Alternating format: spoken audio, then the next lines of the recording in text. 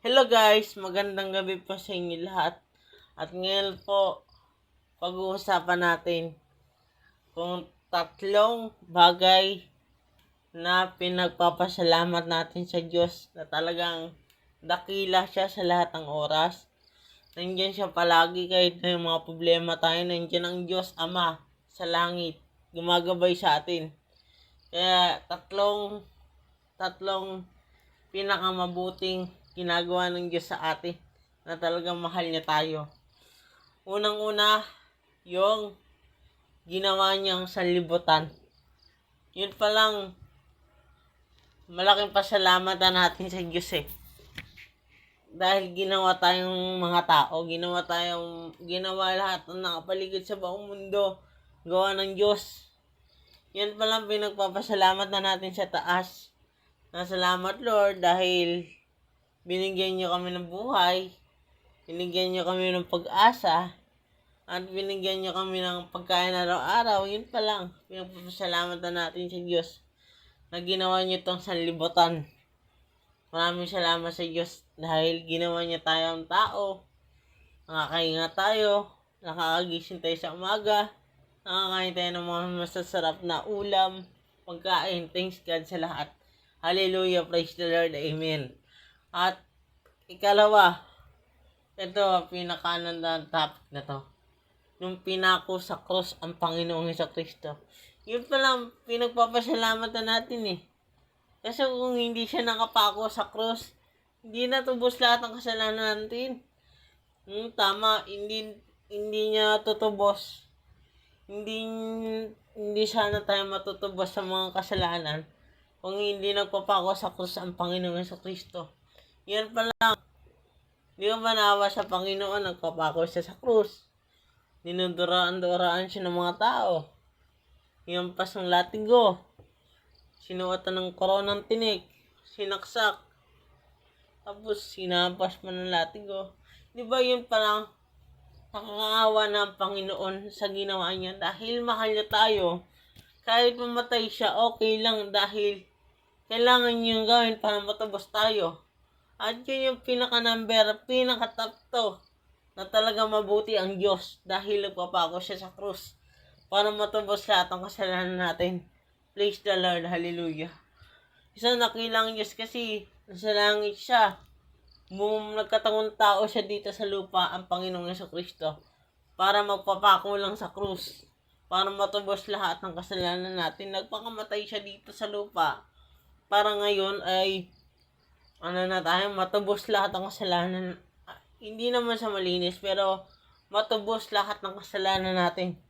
At lagi na tayo magdasal sa Panginoon na patawarin tayo sa mga kasalanan natin. Sunod, pinaka-number 3. Lagi siya nandyan pag may problema tayo. Kunyari, heartbroken ka. Tapos malungkot ka. Tapos, may nangyari sa'yo masama. Lumapit ka sa Panginoon at gagabayan ka niya. Kahit anong mangyari sa inyo, huwag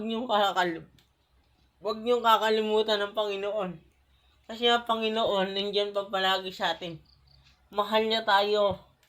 Gusto ng Panginoon na bigyan tayo ng pag-asa magbago at papasukin niya sa katawan niyo ang Panginoon, gaganda buhay niyo. Maniwala kayo sa akin kasi testing ko na ito In-apply ko ang Panginoon, binago ako dahil di po. Sabing kasamaan ko sa mundo. Sobrang sama ko po. Dahil sa Panginoon, nabago ako. Yun ngayon, nagpipitching na ako sa inyo, nag-vlog na ako tungkol sa dati pa, grabe talaga ako since 2018 hanggang 2023. Grabe po. Yung mga kasalanan na gawa ko, grabe po. Kaya nagsisisi ako sa lahat ng kasalanan ko. Kaya ngayon, nabago ko ng Diyos. At nasa harap nyo ko, bago na po ang nilagay ko, Christian content creator na po ko. Salamat sa Diyos. Kahit hindi po wala pong nakakapansin sa akin, tuloy-tuloy lang po tayo. Kasi para sa Diyos ang ginagawa ko. Hindi para sa sarili ko, sa Diyos ang ginagawa ko. Gusto ko mag-vlog dahil sa Diyos. Gusto ko pong gumawa ng kanta dahil sa Diyos. Gusto ko pong mabuhay para sa Diyos. Kasi, kung dati gusto ko lang makamundong mga bagay. Ngayon, isa lang gusto ko. Yung pagsilbihan ang Diyos sa panghabang buhay. Yun lang po. Amen po. Magiging masaya ka pag ikaw mismo makarating ka, mapasok mo sa loob ng Panginoong Jesucristo. Talaga magiging masaya ka. Tapos, nabago ka eh. Kasi kung walang Panginoon, hindi ka mabago eh. Tingnan mo yung mga dating vlog, puro kalokohan. Ngayon, vlog natin, Christianity na. About sa Panginoon na, gabi. Shoutout pala kay Brother SP. Sana mapanood mo to kasi idol talaga kita pagdating sa kantahan tungkol sa Panginoon.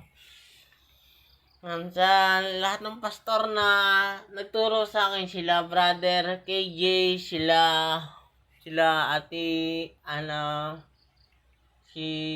Ate Mayan, si Brother si Brother yung anak natin, si Brother Kian. Salamat po sa lahat. Yun, kaya dahil lang kung bakit nandito na ako ngayon, nagbabago. At pinakaunang dahilan ko bakit nagbabago ko dahil sa Panginoong Jesucristo.